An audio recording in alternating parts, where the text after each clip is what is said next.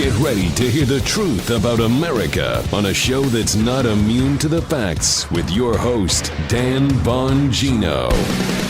Well, I have a stacked show for you today on a Friday after the wonderful Christmas holiday, ladies and gentlemen. Mike Rodgers, former NSA director, and who may be a white knight in the Spygate scandal, is talking, but what exactly is Mike Rodgers saying to the investigators? This has been an open question for me for the past 2 years. I got that. More evidence the impeachment farce is blowing up in their face. Leftist media is actually turning on Roswell Rachel and maybe Chuck Todd and the Russian collusion hoaxers too. It's going to be a loaded lineup today. Welcome to the Dan Bongino Show. Producer Joe, how are you today? Fine, sir. It's Friday. It is. So I'm doing great, and it is a loaded lineup. I have to tell you, though, this is the Tuesdayest Friday we've ever seen. Because of the 2 days off, it feels like Tuesday. It's a very Tuesday Friday, which is good because Tuesday and Thursdays are always our most listened to shows. So maybe today. Really feels weird. Right? Isn't it? Yeah. It's the Tuesdayest Friday ever. All right, let's get right to it. Today's show brought to you by our good friends at Helix Sleep. Listen, thankfully, I have a Helix Sleep mattress. Let me tell you why. Last night, in the middle of the night, my oldest daughter came running in a panic. Daddy, my oldest, not my youngest, you got to kill this bug.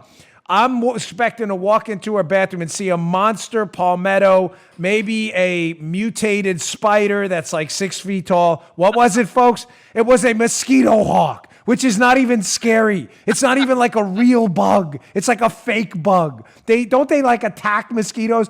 Bottom line is I had a tough time going back to sleep. If I didn't have my Helix Sleep mattress, I would have never went back to sleep. Helix Sleep, why is their mattress so good? Because they have a quiz. It takes 2 minutes to complete. It matches your body type and sleep preferences to the perfect mattress for you. You a side sleeper like me, a hot sleeper like me, you like a plush or a firm bed? I like it a little firm. With Helix, there's no guesswork, no more confusion, and no more compromising. Helix Sleep is rated the #1 mattress by GQ and Wired magazine. If you need a new mattress, if you're thinking about a new mattress and you're not going to Helix, forget it. You already made a mistake. Go to helixsleep.com/Dan. Take their 2-minute sleep quiz. Get a mattress customized to you for the best sleep of your entire life. They have a 10-year warranty. You get to try it out for 100 nights risk-free. They'll even pick the mattress up for you if you don't love it. You will. Don't even worry about it. Right now, Helix Sleep is offering $200 off all mattresses for our listeners. Go to Helix, Helix, sleep.com/Dan. HelixSleep.com/Dan for up to $200 off your mattress order. HelixSleep.com/Dan. Go today. You will not regret it. We love this mattress in our house. All right, Joe, let's go. Right. Ding, ding. So before we get to I'm going to call it unanswered Spygate questions. It's going to focus on Mike Rodgers and what Mike Rodgers may be saying and what Mike Rodgers' role in the exposing of the Spygate scandal will be, because there's a big controversy about that. I want to get to a few stories first. First, I want to tee this whole thing up by talking about how even leftist media hacks, who are no friends of ours, believe me, I'm not giving them any credit. These are people who could have seen through this Russian collusion hoax a long time ago. What's happening now, folks, so you understand how I set the table, is leftist media hacks are starting to realize that history is going to humiliate them. In other words, Joe, being on the wrong side of the Russian collusion hoax and telling people the dossier was real and collusion was real, it's now starting to come out that you're a moron. I don't know any other way to say it. You know what I'm saying, Joe? I always use this example, and forgive me for the regular listeners, and Joe's probably heard this 1,000 times, but having grown up in New York City, it reminds me of the David Dinkins reign as mayor. David Dinkins was one of the worst mayors in the city's history. But because he was the first black mayor, there was this loyalty amongst liberal media types where they felt the need to constantly defend him. The city was falling apart. Nothing to do with him being black or white. The city was just in terrible condition. He was a liberal. Right. Liberalism hurts everyone. It doesn't matter what your skin color is. It's just terrible.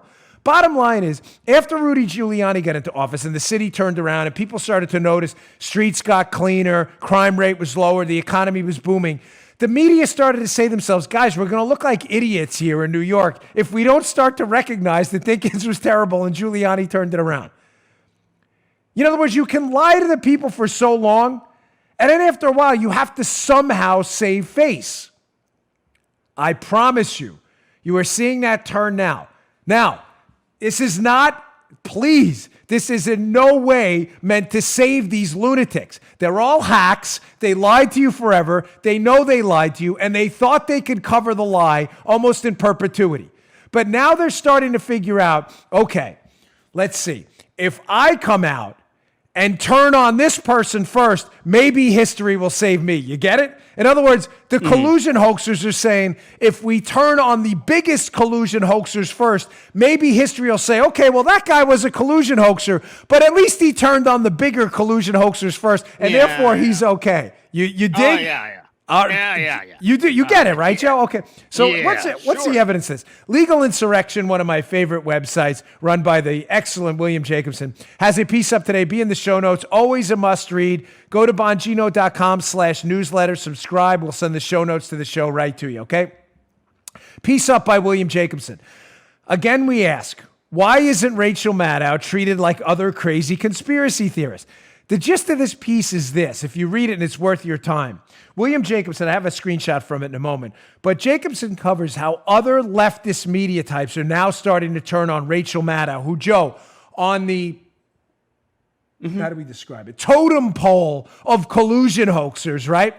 Rachel Maddow was at the top. She pumped the dossier every night. It was great. Pieces of it were verified. It's going to be verified. This is legit. Oh, yeah. Trump's working with Russia. Maddow, as Sean calls her, Sean Hannity, which is a great line. Roswell Rachel was pumping this thing every night. So even media types who only mildly promoted the collusion hoax, although they knew it was false, are now getting a pass to turn on her, figuring they can save themselves. So this piece just mentions a few. Put up the screenshot from that piece. One of them is from The Guardian, a Ross Barkan, and the other one is Eric Wemple of The Washington Post. So here's a quote from this Slate piece. Maddow was not only certain that Russians had rigged the election, false. On air, she would talk about the, quote, continuing operation. The idea that the Kremlin was controlling the Trump presidency itself. This is laughable stuff. In more sober times, this brand of analysis would barely cut it on a far-right podcast. In the Trump era, it was ratings gold. Maddow was much smarter than this, but the siren song of ratings is too difficult for a TV personality to ignore, especially when a television network is transformed from an also-ran, talking about NBC, into a contender. And Maddow's ratings were great. They're now collapsing because people realize they've been lied to. Ladies and gentlemen, Eric Wemple of The Washington Post, who, again, is not into like truth and journalism and investigative reporting. He's a hoaxer, too.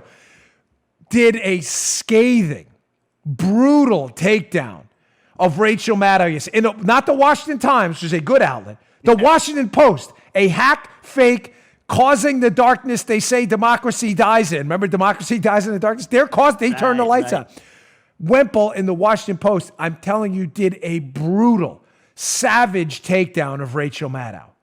Again, this guy deserves no applause. He was like the information that the dossier was fake and the collusion hoax was a hoax was available to anyone 2 years ago, but they just didn't have the guts to do it then. So this guy deserves no applause. I'm simply suggesting to you that there is a totem pole of hoaxers, and the people at the top who were promoting the hoax the most are going to start to be cannibalized by the people at the bottom of the totem pole who think they can now salvage their lost, gutted, horrible reputations by destroying the people who promoted it at the top most. And Roswell Rach is number one. They shall eat their own. Yes, thank you, Producer Joe. Yes. That's how a lot of conservatives are made. By the way, you have your own little fan club brewing out there. I get a lot of, I'll have to send you an email. It's actually kind of fun. I'm getting a lot of Producer Joe emails. Starting to worry me a little bit. Oh, my God. May have to start the Producer Joe show. By the way, folks, no, I'm serious. We have another YouTube channel for show clips. It is ours. I got an email about it this morning. It's youtube.com/Dan Bongino show clips. That is our channel. It's a backup channel where we just put clips of the show. Please subscribe to that, too. It is our channel. I got a question about that this morning. Maybe we'll put a Producer Joe show on there. People would love that, right, Joe? Gosh. But a weekend recap with Producer Joe. But you get what I'm saying, right? They are going to start to cannibalize their own. And the people who only lightly promoted the biggest hoax of our time are going to start eating alive the big hoaxers, assuming that they can say later on when history calls them out, no, look what I did. I called out Roswell Rach.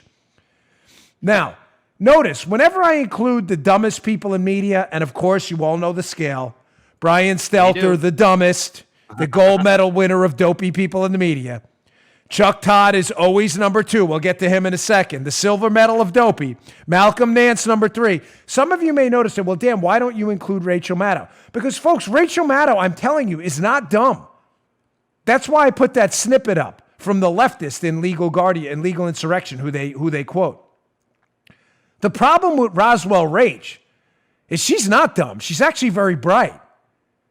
Yeah. That's not a compliment, by the way, folks. No. I'll go with you on that. Yeah, she is. You understand where I'm going with this? See, Stelter's just dumb.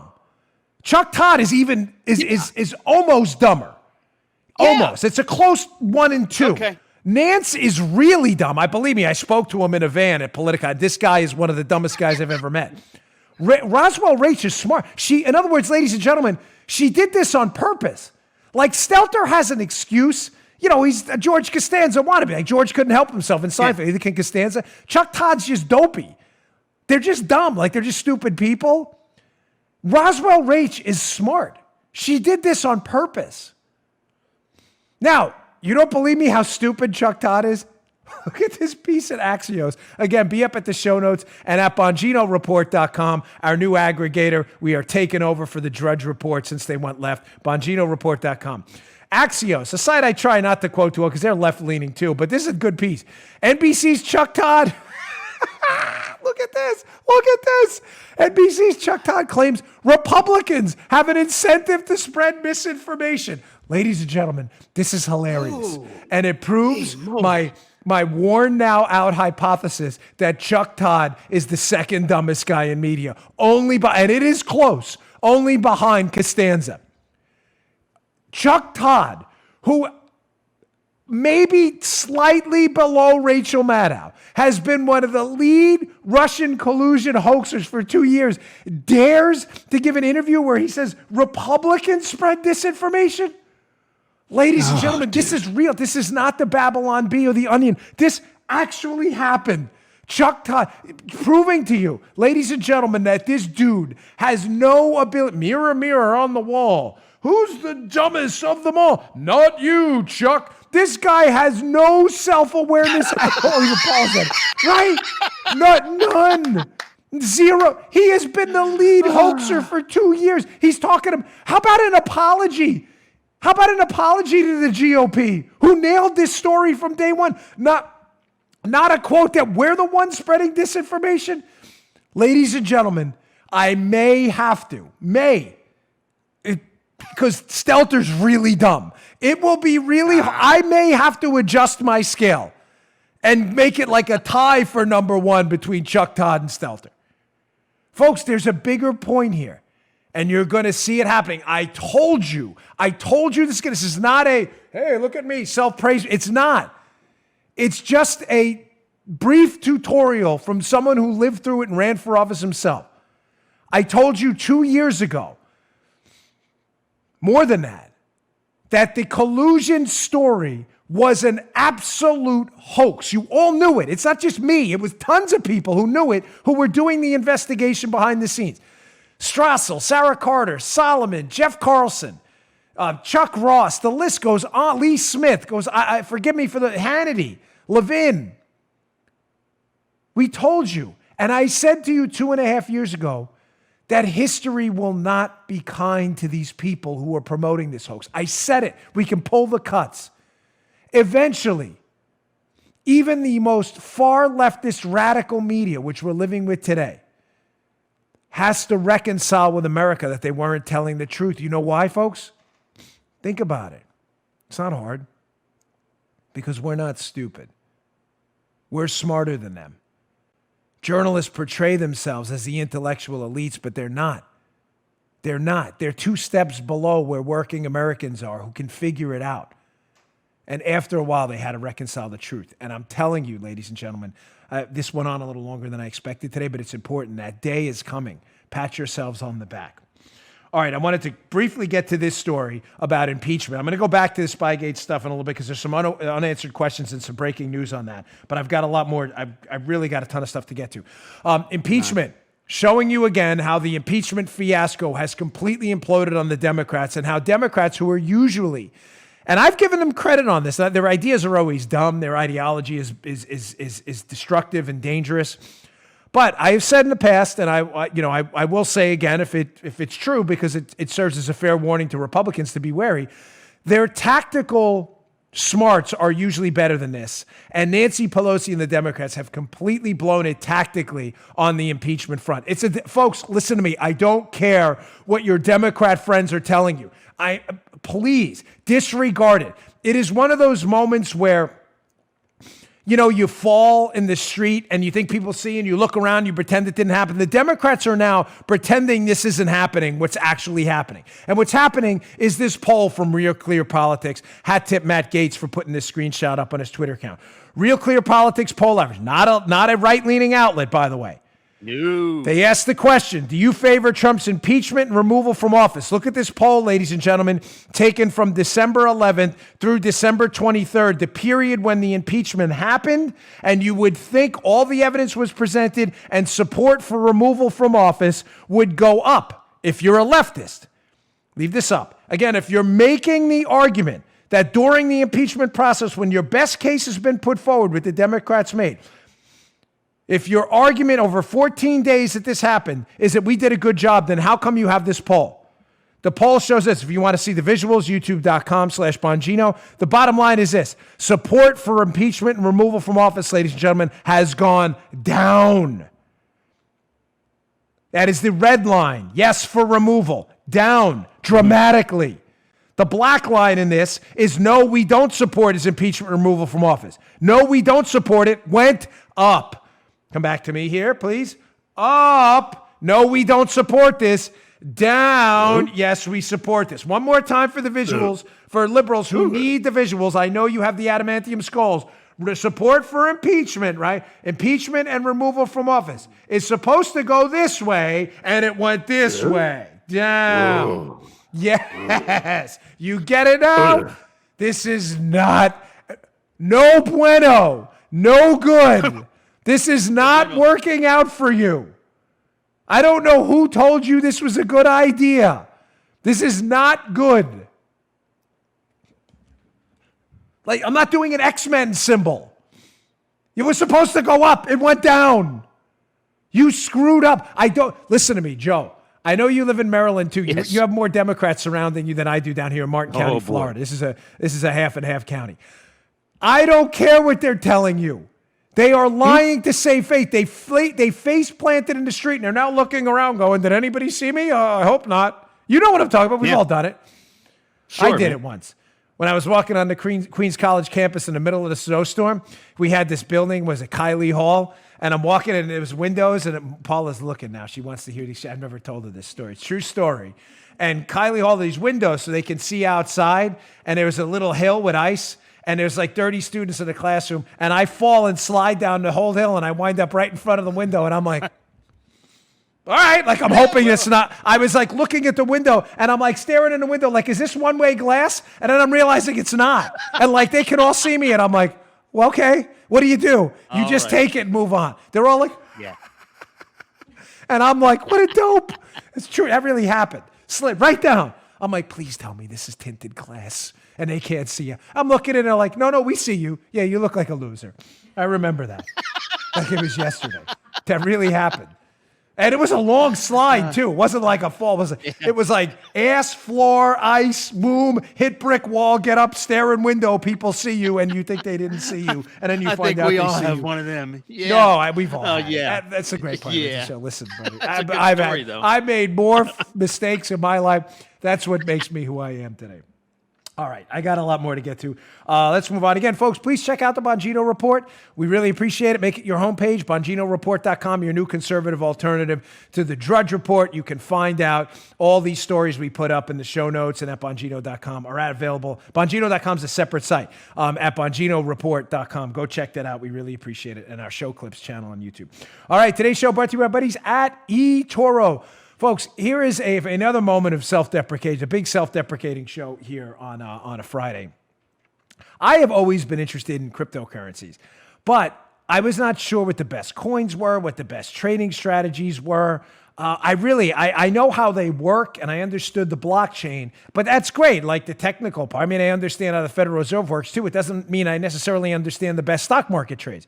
Are you interested in getting into cryptos too, but you don't know where to start building your portfolio, not sure about the best strategies? I have the answer for you, what I use. It's called Copy Trader by eToro, E-T-O-R-O. What's Copy Trader? What does it do? This is a great idea. Copy Trader, you can automatically copy every trade of eToro's top crypto traders at the exact price in real time. No need to study up on markets or develop your own strategies. Hey, listen, copy genius, right? Don't replicate mediocrity.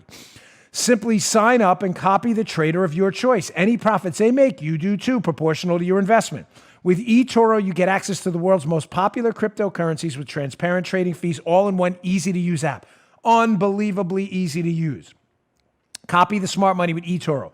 Join now at eToro.com/Bongino. That's eToro.com/Bongino, Bongino, my last name.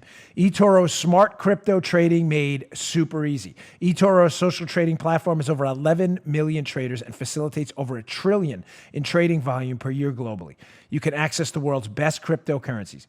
They have 15 different coins available. They have low and transparent fees. Hey, try before you trade. They have this cool thing, a virtual portfolio with a $100,000 budget.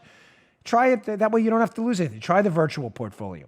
Never miss a trading trend with charts and pricing alerts. And you could try it and find out you're doing pretty good on this. Never miss a trading trend with traits and pricing alerts. Sign up today at eToro.com/Bongino. That's eToro.com/Bongino today. Go check it out. Okay. All right. Before we get back to the Spygate unanswered questions and the big Mike Rodgers story, which could be enormous. There was a great article I saw. Again, you'll see it up at BonginoReport.com today, by Herman Cain. Herman Cain has his own website. And he has this article about government spending. Folks, listen, you know I'm a supporter of the president because I think he's been on our side on the Second Amendment, the Bill of Rights, Planned Parenthood, on tax cuts, on economic growth, regulatory reform, and the cutting of government red tape, supporter of religious freedom. But not everything's been perfect in the Trump administration. And one of the things that's totally out of control is government spending. There's this article at HermanCain.com by Dan Calabrese. The title of it is, "In the Decade Now Ending, the federal government has spent," this is an astonishing number. I want you to digest this headline. So in the past 10 years, per household, the federal government has spent $293,000 $293,750 to be precise. Whoa. Per household. It's not the podcast tapping out. That's me letting that stew for a moment in your head. I've read a lot of articles on government spending. I got to tell you, this one's short. Again, it'll be up at BonginoReport.com. Please read it. It's really short. But it is worth your time to ground how bad the government debt deficit and spending problem is. I am begging. I mean, I'm beyond begging. I've already, and it's done nothing. Begging the moderate Democrats, Republicans, Tea Partiers, conservatives, libertarians, forget the liberals, they're lost. The president, the administration, anybody in the administration, please, we are staring down the barrel of a firearm getting ready to unleash the largest financial crisis in human history. The impending bankruptcy of the United States. Oh, Dan, that's not going to happen. Stop scaring people. No, folks, it is an absolute mathematical certainty that when you spend money you don't have, and you get to the point where you're not even growing at a rate enough to ever pay that money back, it is a mathematical, arithmetic, logical, tautological certainty that you will go bankrupt.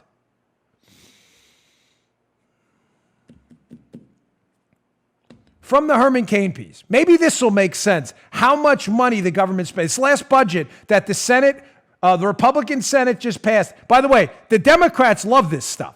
But that the Republicans are playing along on the Hill and in the Senate is beyond disturbing. From the Herman Cain piece, quote, "If you want to simplify it, the government spending that is, We'll call it $29,375 per year. That's fine. I don't know what percentage of your household income that represents. For many people, it would be more than 100%. Keep that up. And remember, this is an upward trajectory from the piece. Get a load of this one. There are 128 million households in the United States. So if you just look at 2019 spending alone, Uncle Sam spent $34,375 per household. According to a site they link to, that means at least 100% of the annual income of 27.8% of American households. Do you understand that? Put that into context for a moment. Whoa. 28 out of 100 U.S. households, the government spends per year, if you divvy it per household, every single thing you make. Right. Everything.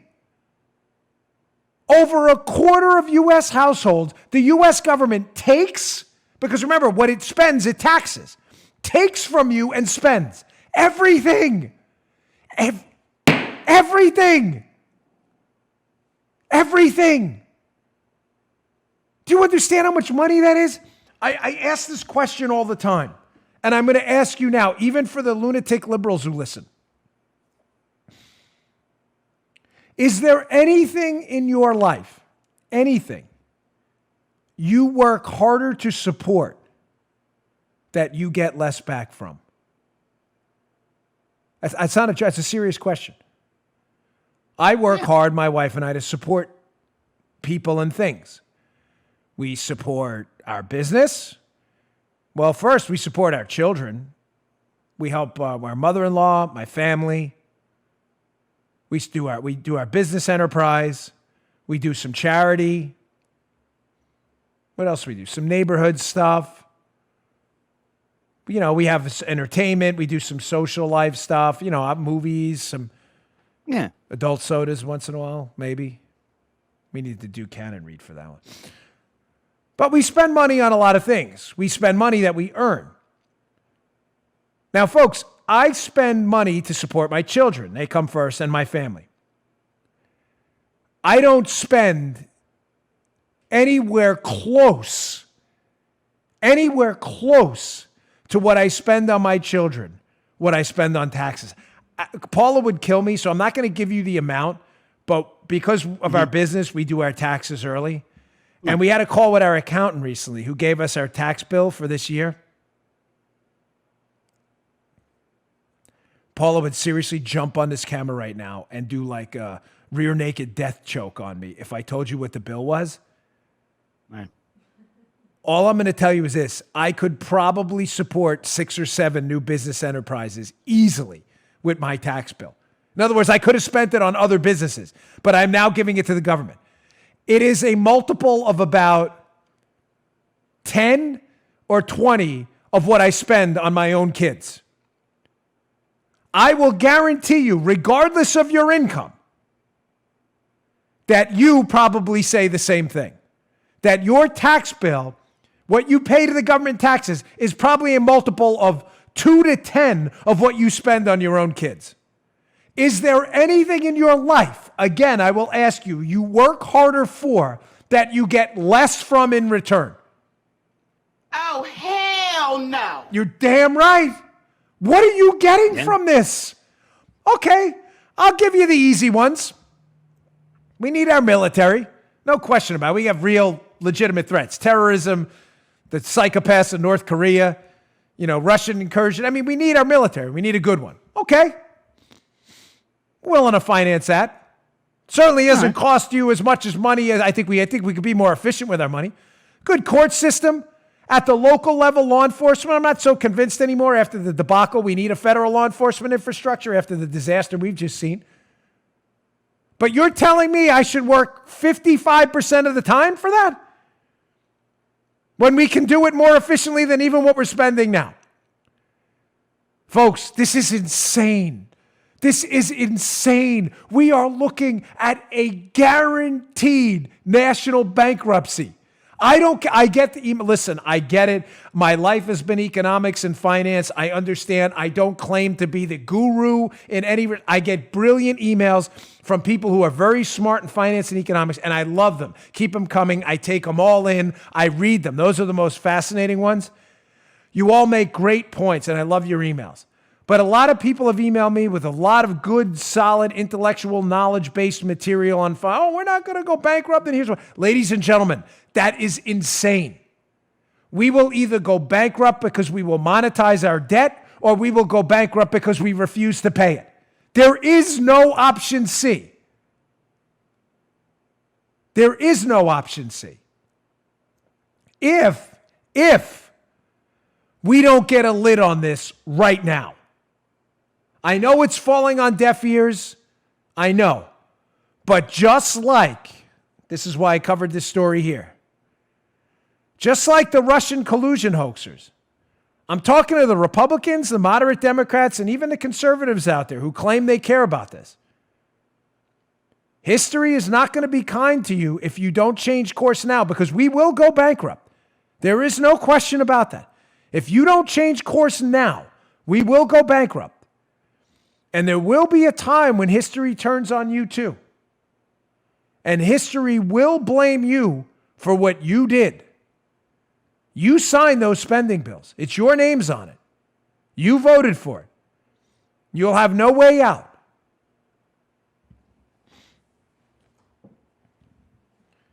$34,000 on average per household in taxes. Pfft. You understand that? The average American, you're working to make 40 to 50K a year to give $34,000 on average to the government? Has that hit you yet? Are you really getting $34,000 in services in return? All right, let's get to some of the Spygate stuff because this is fascinating. You know what? I want to run through this. So let me just get to our final sponsor of the day. Sometimes I alternate where I place the sponsors in the show because of the flow of the show, but I appreciate our sponsors being here, and I always appreciate your attention. They're really good. They keep the show free for you. This is a great sponsor we really love. Simply Safe. Listen, I want to remind my listeners. Simply Safe's huge holiday offer is here. It's their biggest sale of the year. Folks, we have Simply Safe in our house. If you're a friend of mine listening, you've been to my house, you've seen it. If you're looking to fully protect your home with award-winning 24/7 home security, now is the time to do it. Do you know this burglary spiked during the holiday season? New gifts, expensive gifts around the house. People see the boxes out front, the recycling boxes. What happens? Families travel, they leave empty homes and expensive gifts behind. Simply Safe's holiday sale couldn't come at a better time to ensure you're not a victim of one of these people looking to take advantage. Simply Safe has everything you need to protect your home and family. There's a smart lock and video doorbell pro to defend your front door. We'd love it. An army of sensors and cameras that guards every door and a room in your home. The app is super easy to use. Before I come into my studio, which we have alarmed every morning, I punch up the app, alarm off. Super easy. If there's a break-in, they can give you real-time video confirmation to the police as it happens, so police respond up to 3.5 times faster. We love Simply Safe here. It's no surprise that Simply Safe has won CNET and PC Magazine's Editor's Choice Awards. Simply Safe made a holiday offer with our listeners in mind, but it ends December 31st. They rarely do deals this big, folks. This is the time. Visit Simply Safe. That's simply with an I, SIMPLI. safe.com/Dan Bongino to find out just how much you'll save. And remember, the sale ends December 31st. Go today. Simplysafe.com/Dan Bongino, my first and last name. Simplysafe.com/Dan Bongino. Don't wait. Very easy to set up. I recommend it. I really love their system. Super easy to use. Simplysafe.com/Dan Bongino. Okay. Where is this coming from, this Spygate stuff? I don't just randomly do segments. I mean, it was a bit of a slow news day. And Paula's like, I hate these slow news days because you send me so much. On slow news days, that's when I get the chance to let my mind wander a bit about topics that are more evergreen. Well, I saw this story this morning at the Washington Examiner about Mike Rodgers and him talking to John Doram. And I thought, oh boy, is this one worth addressing in the context of a larger story. The larger story I want to talk about is now that we have the IG report and the Doram report coming out, there are still unanswered questions here. And Rodgers is a big part of one of them. So before we get to Mike Rodgers and the Examiner thing, I want to discuss one other unanswered big. I'm talking about, there's a lot of unanswered questions about Spygate. I'm talking about the big stuff here. And this is the benefit of the show notes. If you go to them, we discuss articles, again, that are older, that are now relevant again today. One of the big open sores in Spygate, I have not been able to get to the bottom of. And I have some ideas, and I've been pointed in a direction recently by some sources that I'm going to, all right, I'll get to that in a second. Let me just put up the Epoch Times article that describes this. Remember, unanswered questions about Spygate. Hopefully we'll get to the bottom of the next few months.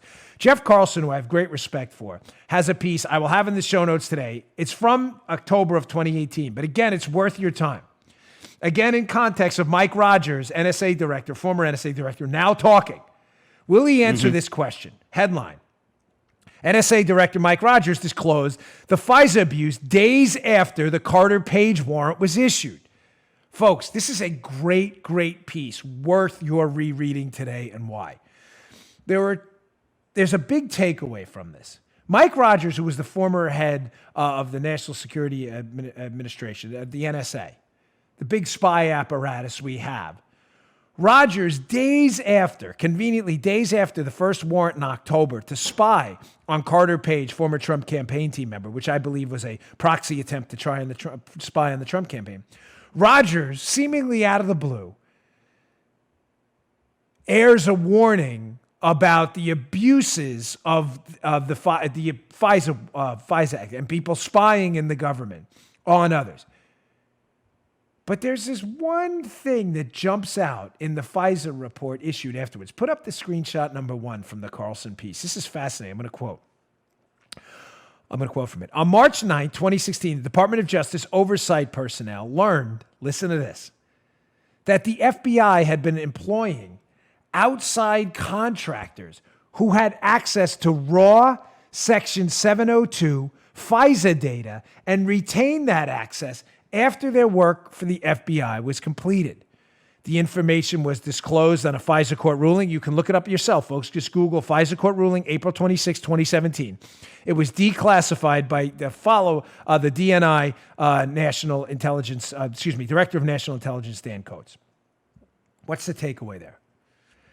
In light of yesterday's story, explosive story, which we addressed in light of what's going on about the CIA potentially moving information from the NSA's cloud into the CIA cloud where they could obfuscate the audit trail. If you missed yesterday's show, you missed it did crazy numbers for a Thursday during Christmas week, and I think that was why. Yeah. Watch yesterday's show. I can't relitigate it, but it's about the CIA wiping clean their footprints on how they spied on people and how they did it, taking information from the NSA cloud. But now, why am I bringing this up today? We know Rodgers is talking. Now we know that apparently there were abuses of the NSA database too by FBI contractors. So what's the unanswered question, you ask? Well, put up screenshot number 2 and we'll hit it. Quote from the Epoch Times piece. This wasn't an isolated incident, talking about accessing the NSA database. And the improper access granted to outside contractors, listen, here's a quote, seems to have been the result of deliberate decision-making. In other words, ladies and gentlemen, it was done on purpose. This was not a mistake. The FISA court noted, quote, the FBI's apparent disregard of minimization rules and questioned whether the FBI may be engaging in similar disclosures of raw Section 702 information that may not have been reported. Folks, the unanswered question here is, who the hell were those contractors? So now we know, if you listen to yesterday's show, or we highly suspect, that Brennan may be in trouble because the information may have been relocated from the NSA database to the CIA cloud where the audit trail could have been wiped clean or made more opaque so that no one would see the footprints of what they did when they spied on you using the metadata. Right. A government database. It's a fancy way of saying that.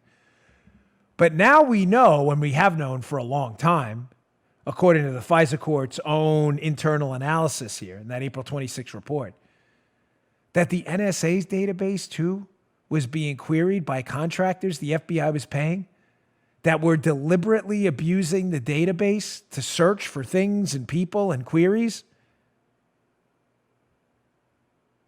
Who were those contractors that the FBI was working with? I've got a lead on this. I'm hesitant to put out, but I'll give you a hint because I'm not sure, and I'm looking for triple backup on it. Unlike Roswell Rachel Maddow, who would just say random thoughts that came into her head and express them as facts. I'm afraid that they're going to use this contractor label. In other words, the contractors did it as an out. Joe, follow me here. Yeah. In other words, okay. if let's say those contractors had something to do with foreign intelligence services, and the foreign intelligence services are going to be given an out for diplomacy purposes and are going to be disguised as contractors, you don't get that. I get it. When Doram's report comes out, I want to be sure that the American people know the truth. If foreign countries were spying on Trump's campaign at the behest of the Obama administration, I want to know about it.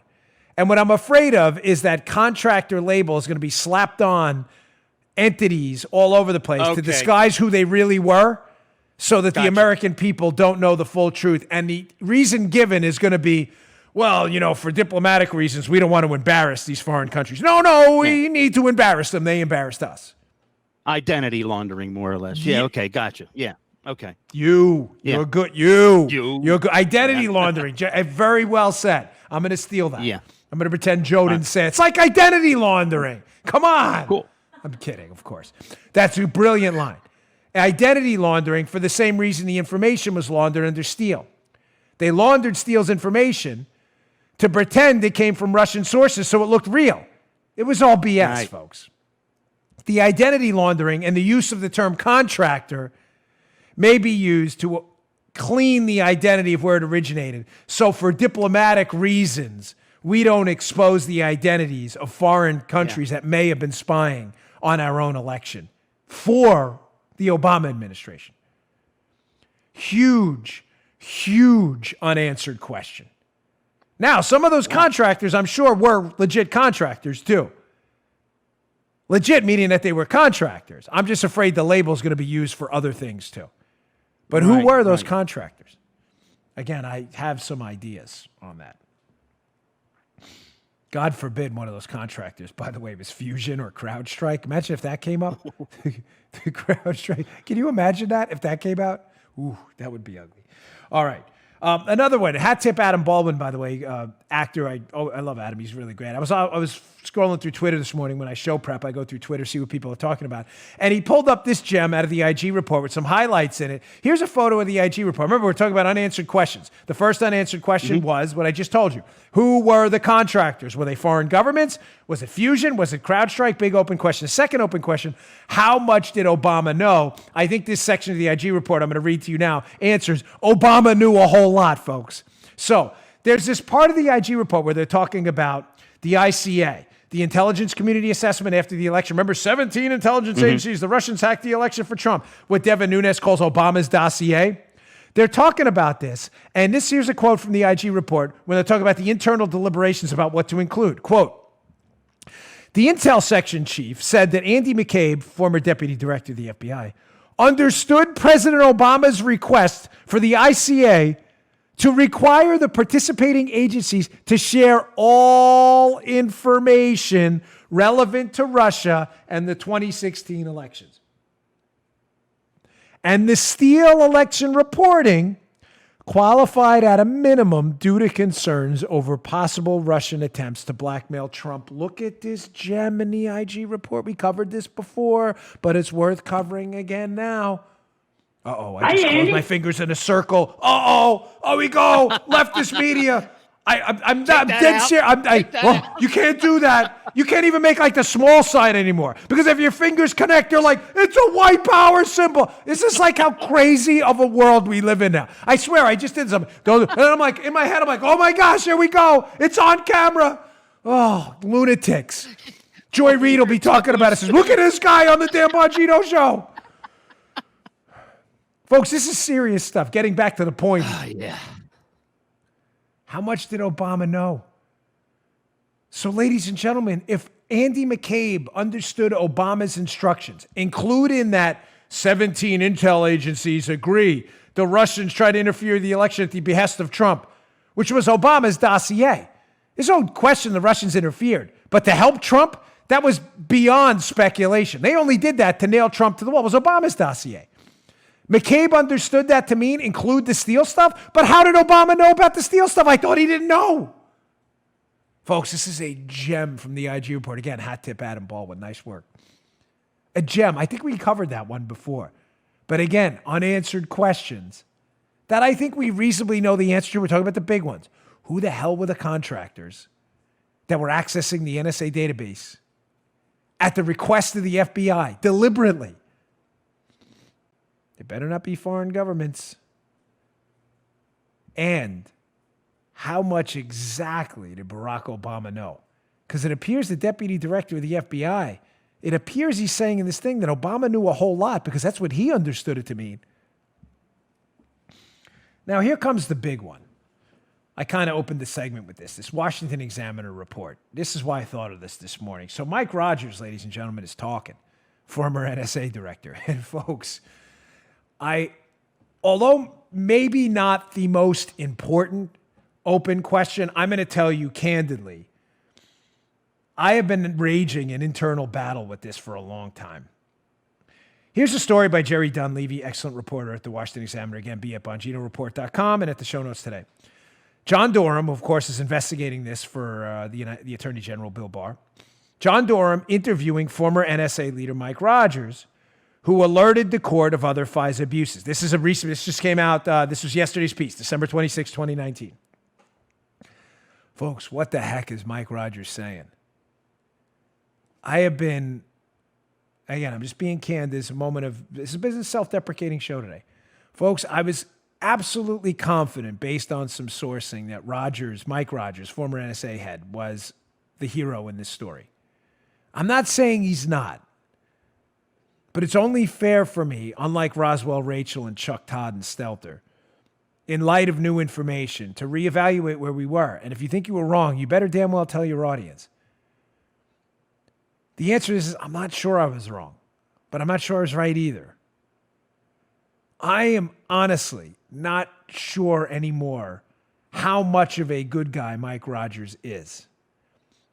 You may say, well, why, Dan? I don't get it. You've been telling us for a while that he's the white knight in this story. Yeah, where are you going A with new this now? source has emerged, a credible one, very credible. I mean, access, I'll leave it at that. Who has suggested to me that Rodgers isn't a bad guy in the story, but he's not the good guy you may think.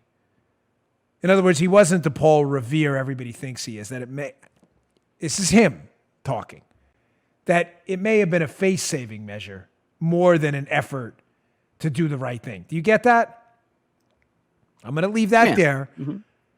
But I am going to tell you what has been bothering me about Rodgers and what Rodgers could possibly be talking about. But to do that, we have to go back a little bit and retell the story I've told many times. And, by the way, that features prominently in my book, Spygate, and my book, Exonerated, okay?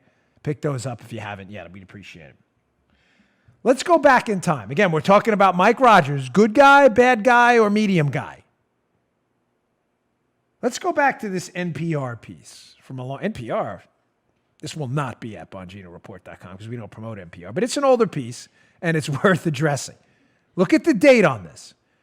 November 22nd, 2016. NPR. NSA head Mike Rodgers meets with Trump team, but doesn't give Obama a heads up. Folks, look at the date. The date is the headline.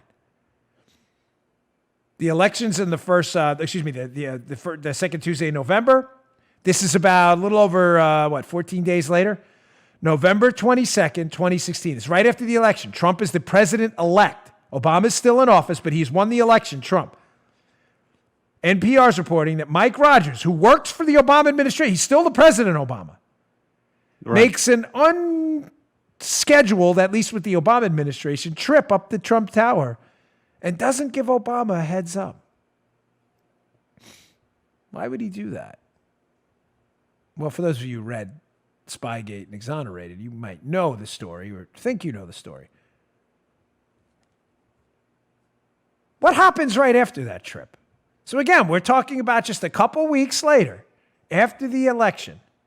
NPR is reporting that the trip that happened on November 17th, just 10 days after the election, right? They're reporting he didn't give the Obama team a heads up, Mike Rodgers. Why would he not do that? Seems kind of odd, considering he's still working for the Obama administration. Let's look at this New York Times piece. 2016. This is just a couple days after the meeting, November 19th. Obama is considering removing NSA leader, Mike Rodgers. So the meeting happens on November 17th. It's unplanned with the Obama administration. He doesn't tell the Obama administration, Rodgers. And 2 days after the meeting, the New York Times, through their deep state leakers, reports that Obama, keep in mind, this is the outgoing lame duck two-term president. He's leaving in a little over 2 months. I mean, a little under 2 months, excuse me. He's leaving. He's all of a sudden wants to fire Mike Rodgers 2 days after the meeting? Why? Why would he do that? Let's put up another story from the Washington Times and we can tie this little cornucopia of information together. Washington Times by S.A. Miller. Thursday, November 17, 2016. Thursday, November 17, 2016. The exact date Mike Rodgers goes up to Trump Tower, NSA director, doesn't tell the Obama administration, and the Obama administration wants to fire him because of it. The exact date he has this meeting with Trump. Headline, Donald Trump moves transition meetings to private club in New Jersey from Trump Tower. Folks, what the heck did Mike Rodgers tell Donald Trump in that meeting? President-elect Donald Trump. Did he expose this whole scandal to him? Some sourcing of mine indicates yes, he did. And it fits because why wait? It's about 10 days after the election. Trump wins. He's the president-elect. Again, Rodgers still works for Obama. Doesn't tell Obama. Takes this secret trip up the Trump Tower. It's secret, so many people saw it, but doesn't tell Obama about it. Obama wants to fire him because of it. And immediately after the trip, Trump leaves Trump Tower. Right around that time, a little bit later, after this, but Trump puts that tweet out about, my lines were bugged, the Trump Tower was bugged. Yeah. What was said in that meeting? Again, we're talking about the greatest unanswered questions and the biggest scandal in American history. Who the hell were the contractors? How much did Obama know? I think all of it. And what did Rodgers tell Trump during that meeting that caused him to leave so quickly? It's 10 days. My experience through presidential transitions in my prior line of work as a Secret Service agent is it takes about that amount of time to get it, maybe a little less, to get a secure communications infrastructure in there at the president-elect level. Were they waiting for secure comms? Was Rodgers waiting for them to set something up so he could speak securely with the president? Was he afraid who was listening? Was Trump afraid of who was listening? That's why they left to go to New Jersey right after the meeting. Might have told him to call working, you know? Oh, yeah. Wasn't that a commercial once? Oh, yeah. What did Rodgers tell him? We can surmise, based on decent sourcing at this point, that Rodgers told him something about what happened in Spygate. The question is how much. And the question of how much will determine if Rodgers is the white knight and the hero of this story, or just a guy who was attempting to CYA, knowing that he was going to be part on the totem pole of history. If he didn't save himself now, he was going to be part of the spy apparatus and the biggest spying scandal in human history. What did he tell Donald Trump? Ladies and gentlemen, we'll find out soon, won't we? Because the Doram report, he's cooperating. Let's see exactly what he said. And of course, here is where you'll get all the information first, as you always do. That's why we do the show in the morning. All right, let me give you another story here. One last story, Breitbart. And I only put this up because I know people ask me why I didn't cover it. Folks, I didn't cover it because this is old news. I wrote about it and exonerated my latest book extensively. And in my book 2 years ago, Spygate. You have Amazon gift cards, pick them up. You can read about it. We wrote the book 2.5 years ago, me, DC, and Matt Palumbo. Breitbart article. John McCain, IG report reveals Steele funneled claims through John McCain after FBI dropped him by Aaron Klein, December 26, 2019. Again, I know I'll get, it's the only reason I'm even putting this headline up is because I know I'll get emails. How could you not cover John McCain had a role in passing the dossier to the FBI after they fired Steele? Because, folks, I wrote about it literally 3 years ago. It's in the book. I'm just telling you now that the stuff you're coming out in the IG report, you're way ahead of the game. We've been talking about this on the show forever. God rest the man's soul. I don't speak ill of the dead, but again, we need accountability. And it's clear John McCain and his associate David Cramer were involved with the funneling of Steele information, Steele dossiers, and Steele claims into the FBI to start the biggest spying scandal in U.S. history. That's the story. Period. Full stop. Now we know. But you already knew.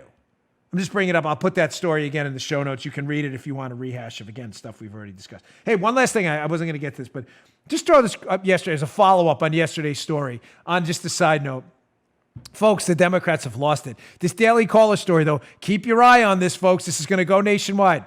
Luke Rosiak, great story in the Daily Caller, again, up at BonginoReport.com and elsewhere. Democrats seek to outlaw suburban single-family house zoning, calling it racist and bad for the environment. Folks, listen to me. I'm going to put up a quick snippet from this piece in a moment.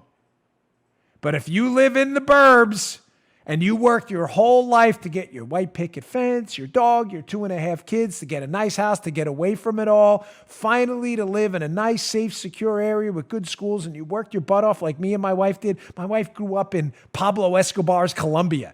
I grew up on top of a bar at 64th Place and Myrtle Avenue that closed down because my family went bankrupt, eating bologna sandwiches for dinner.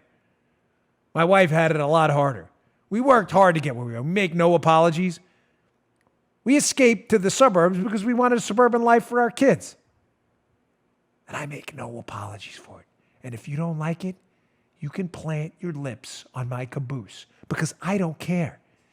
And you know what? You out there who worked your ass off too to get a nice house for your kids growing up tough, they can plant a big wet one on your ass too.